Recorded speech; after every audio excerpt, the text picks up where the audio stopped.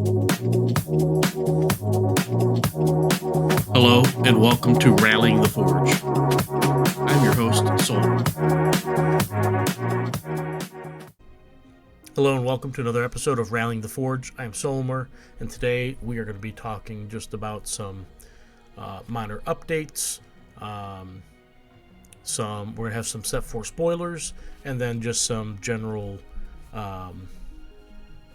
information regarding some issues within the client for Season 1. So let's start with in the client, the shop update. They have a weekly sale. They changed it. It is now one Set 2 deck for 48 Embers. The previous deal was a booster for 160 Embers. So this is a little bit more expensive. So I do not recommend purchasing it, but do what you want. It's your Embers. Nothing else changed in the store. So that's pretty much the only change, I think, on the client, anything that's worth reporting about. But we do have some issues with Season 1 achievements. So there are, we'll just call them bugs right now, where certain things are not counting for people, and it could be causing issues. We don't know the extent. We can only speculate, but let me switch to Discord and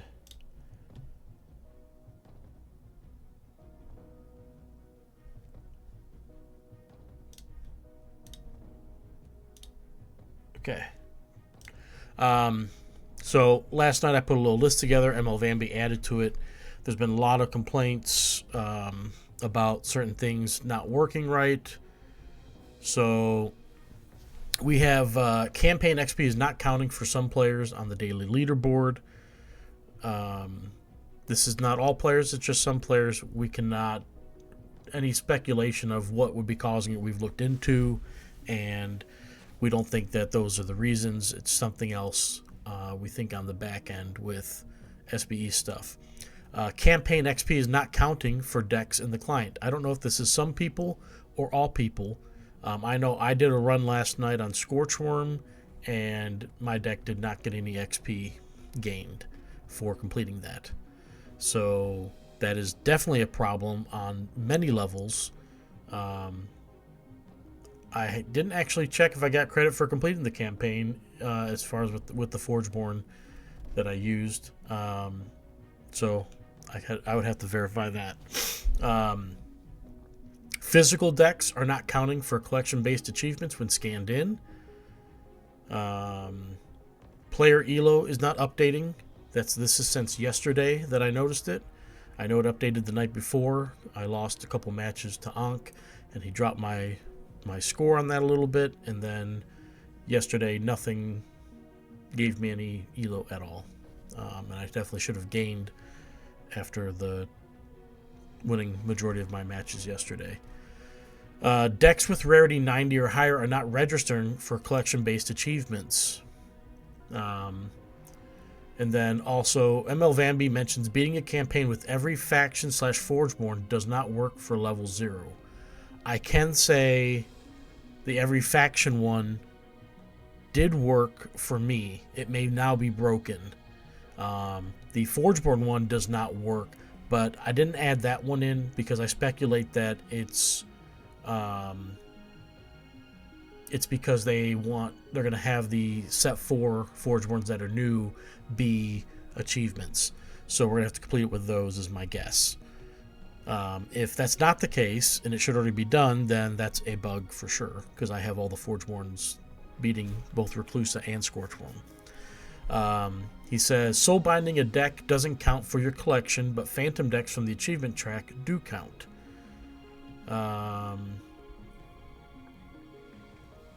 So that must go for deck count, I'm guessing. I do know soul binding, well, not soul, okay, he's saying soul binding, but the phantom decks. So that's weird. But if you're getting credit from it being a phantom deck, I wonder if regular phantom decks are not getting credit. then is what he's suggesting. He's saying from the achievement track do count, but maybe your monthly ones or other ones are not counting. I'm not positive on that. So definitely some issues there for soul binding and phantom decks. I think the thought process is phantom decks should not count, but when you soul bind them, they should. Makes sense to me. He also says it's unclear if there are actually any 99 decks, and all the high ones seem to be omnis since other legendary soul binds and betrayers don't score appropriately. The highest deck we've heard of is a 98. And that is Brandon has that deck. It's a Betrayer Omni deck. So not sure if there's any 99s out there. He says, if collection stats are retroactively recalculated, please make sure they go back to the start of the day when they were offered. People who jumped on the limited quantity sale as soon as they were offered missed out on 2K to 3K achievement points. So what he's saying there is they put in the store update for... And let me switch back to the client to show you. For all of these deals here, they redid all the single packs, and then they had the double booster packs. I don't think they actually had this one, but they had the other ones, I believe. It was a different format at the time. But what he's saying is this was in the store before they updated to have the achievements for the decks. So if you saw this immediately because you were in client at the time and you're like, oh, let me buy all this up, and you bought everything, and then hours later they released the achievement stuff for it, you didn't get credit for it, is what he's saying. So that is, I guess, kind of the bugs with the Season 1 stuff. There's a lot of stuff going on, and we don't know if they're working overtime on this or if this is just kind of they'll fix it when they fix it, but this is very detrimental to playing the game and trying to do stuff. So if you can't get deck XP, I can't max decks out now. That, causes me to not be able to finish those achievements on top of other things. Not getting the daily XP points bonus for being top 10 each day. It's a smaller scale, but it adds up when you're going to be going for potentially 2 more months on this. So there's a lot going on there, and I really hope they fix it because it's a problem. And you can't sit here and have a Season 1 where you're potentially offering $100,000 worth of rewards in just value, and just be like, oh, well, it's tough that it doesn't work for you. I'm already frustrated with the fact that the Embers, paying for with stuff for with Embers is so out of hand that people have double what my seasonal points are. I don't have that much Ember spent. I have spent a little bit, but I'm saving it for set 4. But at the same time, those people who've spent enormous amounts already are going to spend on set 4 as well. So it's just a pay to win season achievement, and if that's how they are going forward, I just won't be participating in them. So I'm not gonna have wallet wars. I spend plenty on the game, don't get me wrong, but the point I thought was to complete the achievements, not just spend money. You could literally do no achievements and those people would have higher scores than me already, and I've completed a good chunk. I've primarily completed the PV ones. I've done some PvP. I'm working on grinding the PvP stuff now. So the whole thing is just, it is what it is. Not happy with it. I get they want to make money and they want to support people who pay, but those people are going to spend that money anyway. It's just it's a bad format to have for a season thing, and you want to give away prizes, decks, SFG, Embers, whatever. Those people are going to win all the rewards and just have more to continue to do it for the next season and the next season and the next season. So it's just don't tout it as a season achievement thing. Just give it to those guys that are spending the most money with you, and just give them their rewards, I guess, because that's what that is. So got those out of the way. Let's look at the article. Let me switch to Chrome. Alrighty. So they had a news article come out earlier this week. They got a bunch of spoilers in here. So you can see the Queen's Assassin on the screen. This week was Necrim and Tempest. Spoiler week. Next week will be Aloyn and Utera. And so we've got a bunch of, obviously, Necrim and Tempest spoilers this week. So we have the Queen's Assassin, and you can see she's a 6/6 at level 1, 7/7, and then 8/8. So the stats are not, they start out really strong as a 6/6. It's a good body, a great body, really. But the level 2 and 3 size leave something to be desired. It has a slay trigger, deal 2 damage to the enemy player, and then this gets +2 health.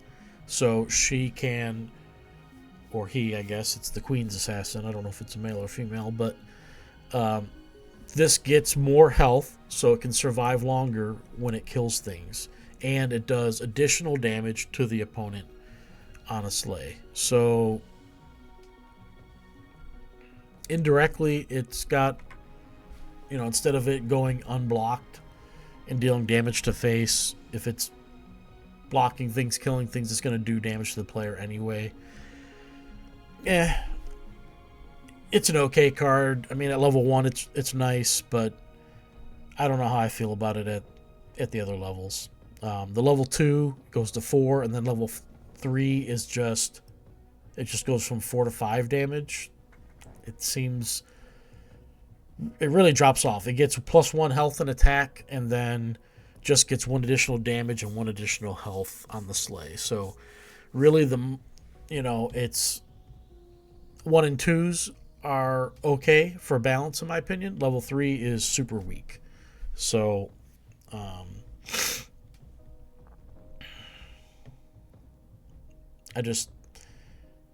it's not a good level 3 card.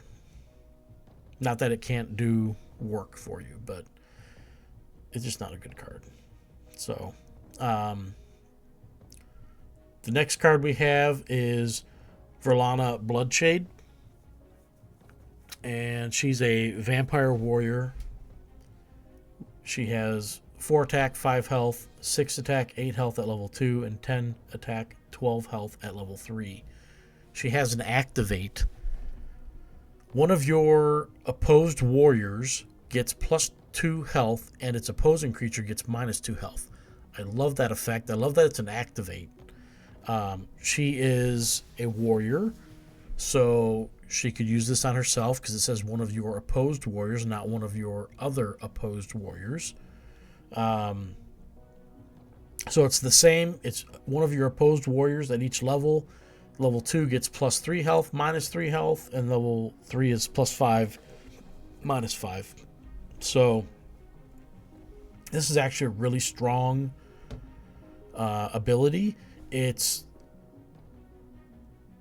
like playing Toxic Spores as a spell, but you're getting a creature with the activate. So assuming you have a reason to activate it immediately, it's like playing the spell for free, a weaker version of the spell. But it's like getting that out there, and then a body that's not horrible. She's below the curve at each level, but it's good because she is a warrior, so she can make herself opposed if needed. You could potentially kill something off with that when you get a low health body you just couldn't finish the last round. So, and then if you have things that can ready creatures, you can use it again. If they don't kill her because her attack isn't super high and you've got other bigger threats that they need to deal with and she's going to live, then she can be there for the next turn. Or if you're off Forge, you're playing it second, so they have no time to react to it. You get it when you play it, plus the next turn you get it. So really like this card. It is a rare, so it is definitely not a common or anything, but I like it. I think it's a really good card. It'll have nice warrior synergy.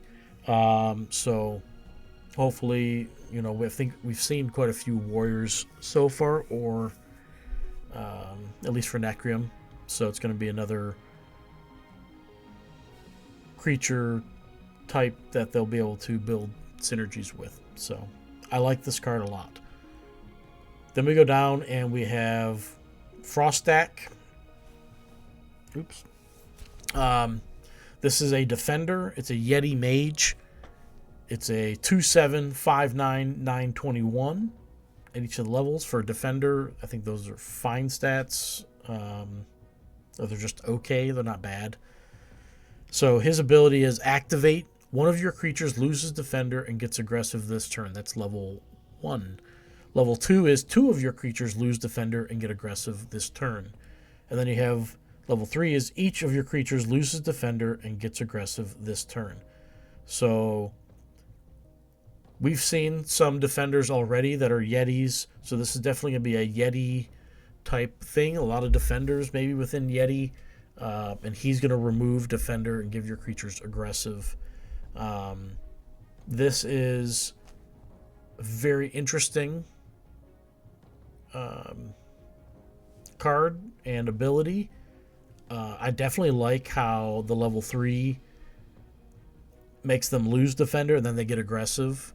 So if someone nap times all of your creatures at the level 3 version of it, I've done this in some decks in cycle 4 when they only have one phase where they have the forge, so they only really have one chance to put creatures down and push some damage late in the match. If you draw that nap time on that turn and you just nap time all their stuff and pushes them to the back, it can really crush people that late in the match, not being able to push that little bit extra damage to finish you off. If it's a tight match with health, it's going to come down to who has more health. This type of guy can come down, and granted, if they're off Forge and doing it and they do it second, you don't have a chance to react. But if they do it beforehand, if you had a full board and they didn't think you'd replace anything, but then you drop him after the fact and do it, now all your guys get aggressive and come back to the front. So that was just the first interaction I immediately thought of with it. But I know there's definitely going to be some other synergies with Yeti cards, with what we've seen that are going to be... It's going to be really interesting. If you get all these things on the board and them all working together, it's going to be pretty bonkers. I just don't know how consistent or strong it'll end up being. But it's going to be interesting for sure. So I definitely like this card. There are a lot of people who have a lot of ideas with him on how to utilize him and think that he'll be a good addition. He is a common card. At worst, he makes himself not a defender and he can attack. So, but I definitely like it. I like it. Then we have Kragor, a Yeti Mage. He's also a defender. He's a 06, 09, 014. He has activate. Your Yetis deal damage with their health instead of their attack this turn.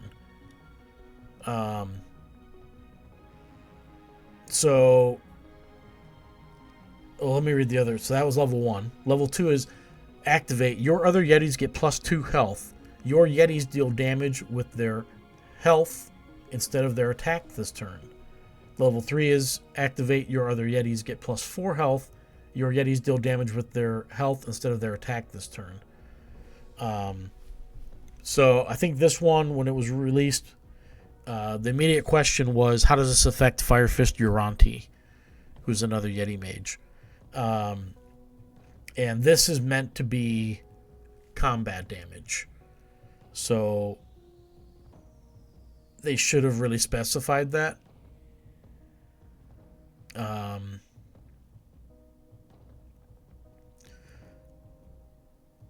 But I guess the ruling on Fire Fist Uranti was that he specifies that it's equal to his attack. So that's what it goes by. So, but this was more intended for combat damage, but there's other abilities where it'll use the health instead of attack because of this.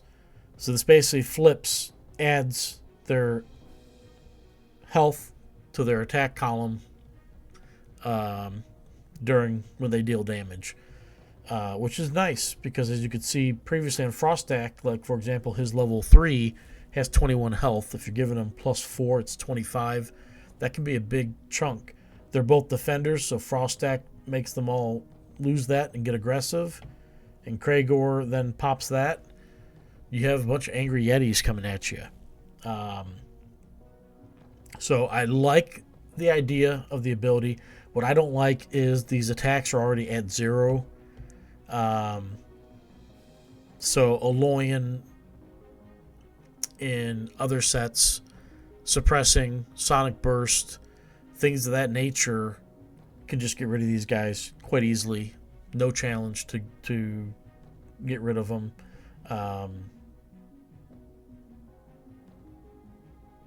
The Engulfer for Necrium in set 3. I don't think he can kill the level 3, but he can kill the level 1 and 2 here. He can kill them all here. So the low attack is concerning. I don't know how much pump there will be for Tempest throughout the decks and whatnot, but I can see some suppressing strategies definitely being much stronger because of this. Like, this could kill the entire archetype just because if they're playing suppressing or sonic burst, you're going to lose stuff too easily, and then these key pieces that you need for it all to come together, you're missing that one piece, and now the whole chain's broken. So it's something to think about and keep in mind when it comes to deck building, when we get some set 4 decks. I love the idea behind the Yeti stuff. I just think it's going to be with the right setup, whether that's having the right removal or, like I said, with the suppressing sonic burst and stuff, which is also technically a removal, but just having the right removal cards that might be able to overwhelm this archetype, and it might not become anything. It'll just become a fun, maybe a limited type format where you can play these types of decks. But that's my worry. I really like the Yeti stuff, but if it's not going to be competitive because it's just too easy to derail it, that's going to be really disappointing. So, the more pieces you need for a deck to come together and be really good, the harder it is to really make that work. And so far, from what I can see, they're going to need a couple pieces, maybe more. So it's going to be hard to make it work. But obviously, when you do get it to work, it's probably going to be really strong. It's one of those types of decks, I think, where, or those archetypes where when it all comes together, it's glorious and it's fun and it's awesome. But if it doesn't come together, you're just going to lose. So people will play it, and then once it goes off that one time, they probably just set it aside. They got it to work, and they just know it just doesn't win. So that's my big worry right now with the Yetis and how they're looking. So we'll see how that goes. We'll see what really happens. We don't really know. We don't know all the cards, so it could be something where, he may come out with 0, but chances of him gaining extra attack and becoming too big for those other abilities it's going to happen. So I don't know. So I'm just tempering my expectations right now with the Yeti stuff. So then we got Cinderheart is the next card. Excuse me.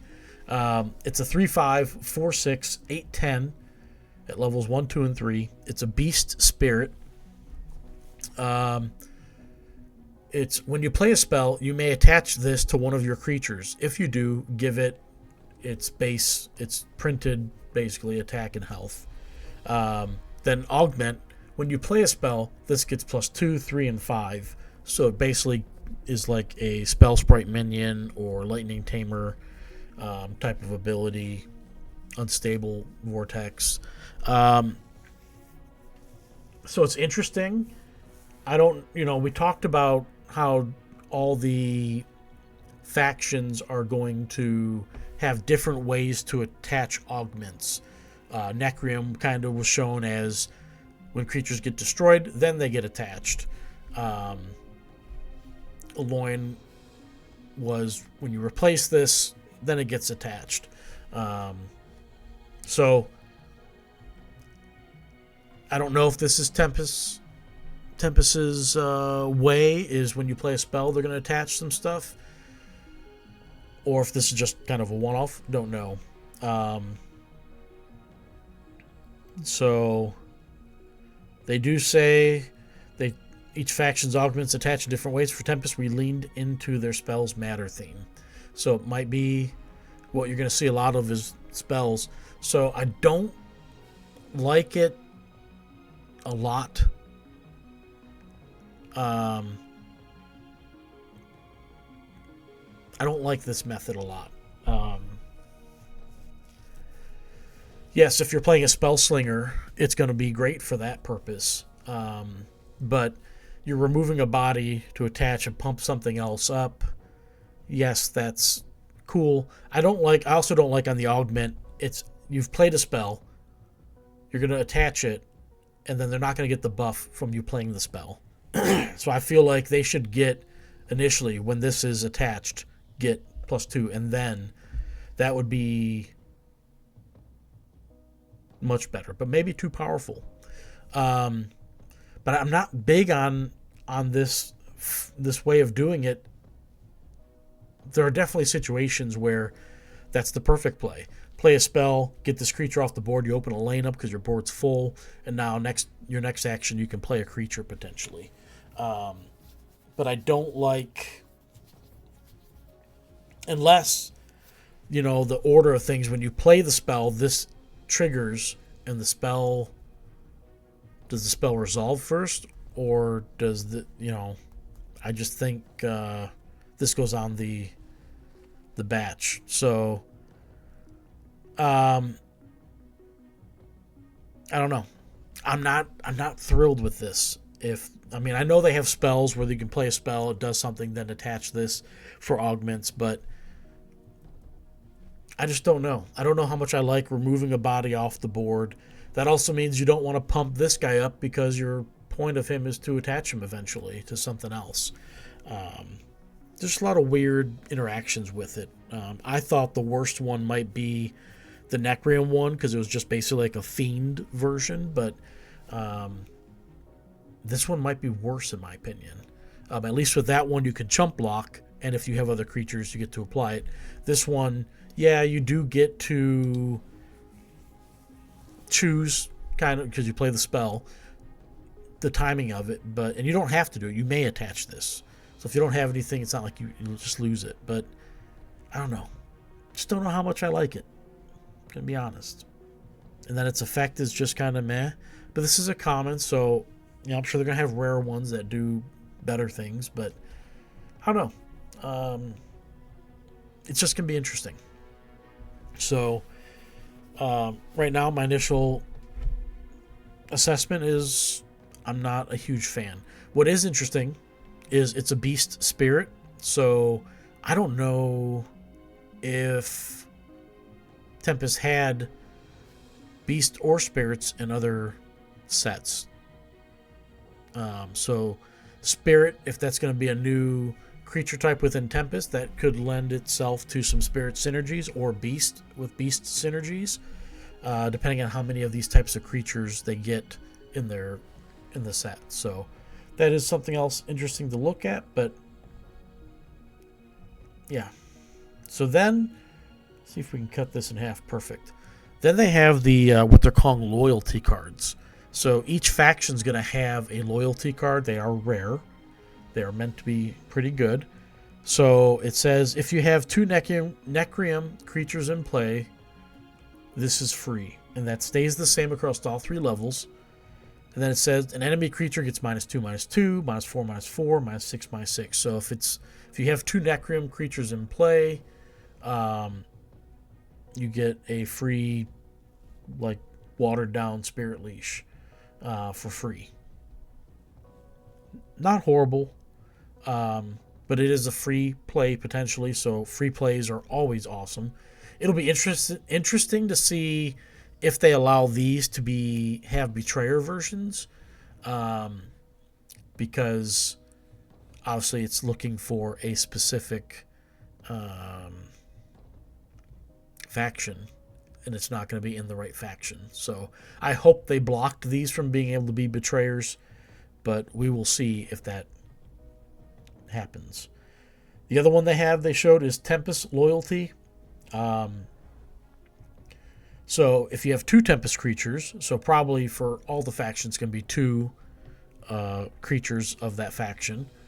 This one is one of your creatures gets +4, +8, +12. That's pretty good. That's not too bad. I'm trying to think of what that could be on par with.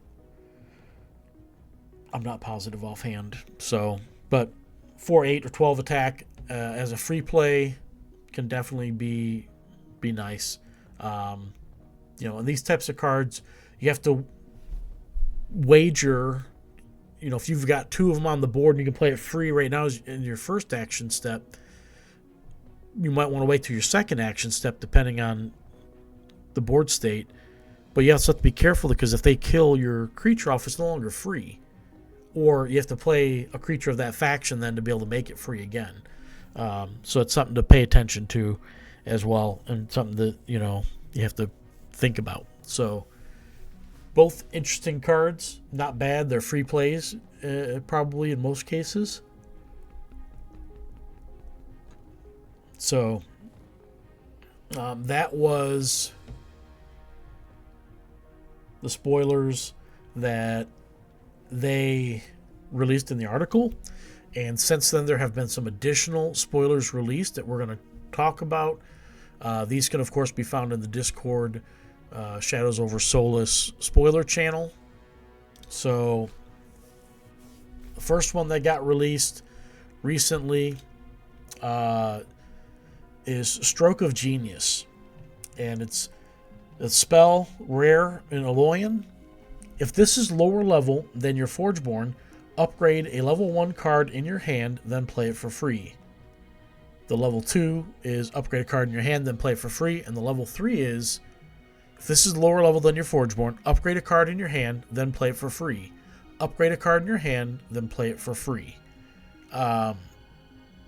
So this text should actually read, I don't know if the card here image is just wrong, or if it's wrong in client, or what the deal is. It's supposed to be upgrade 2 cards and then play them for free.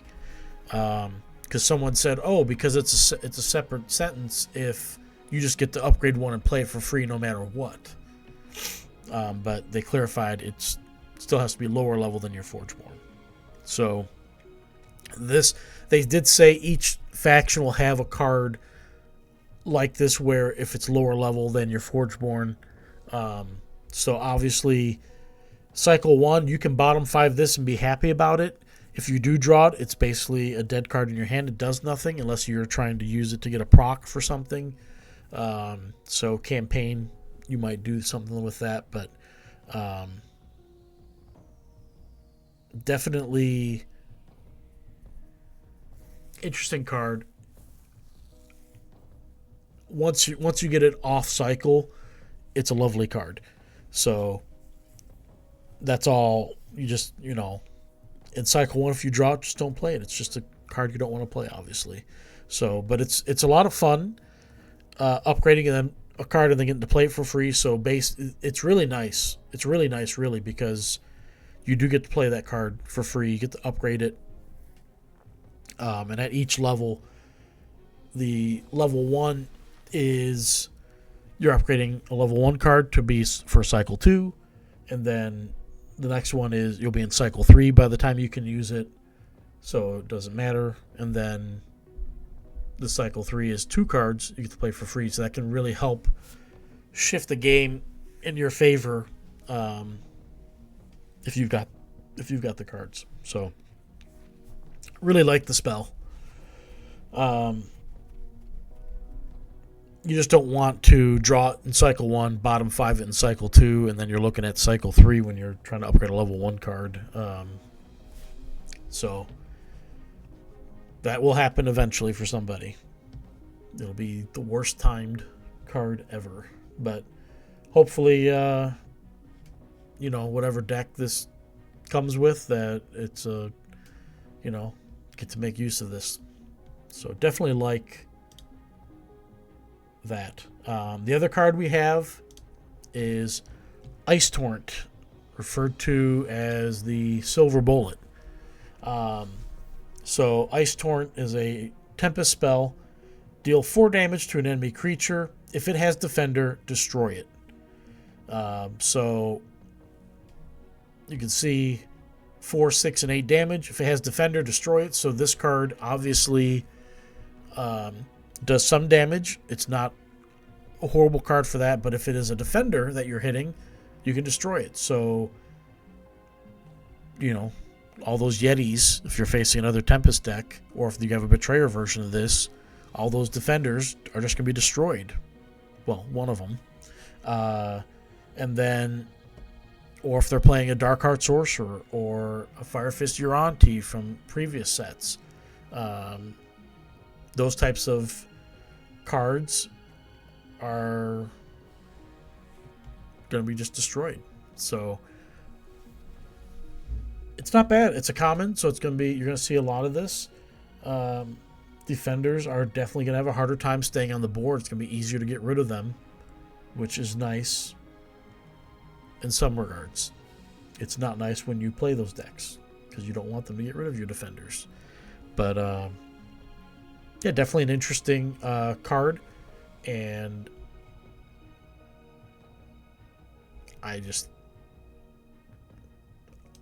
not a bad card. So that is what it is. So that's everything for this update. I will say, we have events for the rest of February still going on. We have next Wednesday, the Upside Down with Brandon.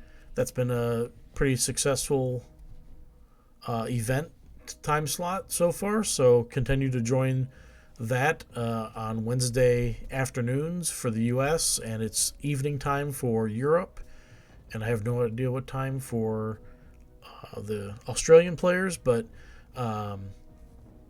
if you want to play some bronze constructed events, go ahead and sign up and join that. And then of course this coming week will be the end of the month. So for SolForge, I don't know if they have something up for Friday or not, or if they have to spin the wheel, because it'll technically be the first for them. So I think they're going to be spinning the wheel to come up with what events are going to be taking place. So they'll have a limited event next Friday, either 28th or the 1st, depending on where you live. And then we're going to be heading into March, and it's almost assured at this time that Set 4 is going to be released sometime during March. We don't know when, but it's almost positively going to happen. So Set 4 next month. Looking forward to it. There'll be a whole new slate of events. Of course, the Saturday Sealed Showdown is going to be every Saturday. It's a $5 entry fee. You get a booster for that, and you participate. And there's a leaderboard, top 8, or I think it's just top 8, I think is what I saw, are going to get to compete in a invitational with Sealed, where you're going to use one of the decks you used during the Sealed Showdowns, and may the best Sealed deck win. So I'm borderline top 8, I think, and my last Sealed deck I had was probably my best so far. So I'll just keep hoping that I draw a better one. And see that hopefully I'll make the top 8, and hopefully I'll have a good deck to bring with it. So that'll be fun. That's continuing on. So a lot of things still happening in the game, and yeah, I look forward to seeing you guys in some events, in queue, in the community, on Discord, everywhere and all that. So thank you for watching. If you want to, don't forget to like, subscribe, or comment on the video. I appreciate all the support, as always. Hopefully you guys enjoyed this. So I'll see you guys next time. Take care. This has been an episode of Rallying the Forge. Thank you, and we'll see you next time.